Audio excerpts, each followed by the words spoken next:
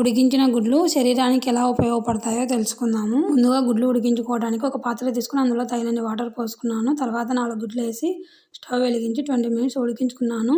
గుడ్లు ఉడికిపోయాయి. ఈ గుడ్ల పైన ఉన్న పొట్టును తీయడానికి ఇవి వేడిగా ఉన్నాయి కదా, తొందరగా తీయడానికి ఇబ్బంది అవుతుంది. అందుకోసమే నార్మల్ వాటర్ తీసుకొని ఈ ఉడికిన గుడ్లను అందులో వేస్తున్నాను. అప్పుడు మనం పైన ఉన్న పొట్టు తీయడానికి ఈజీ అవుతుంది.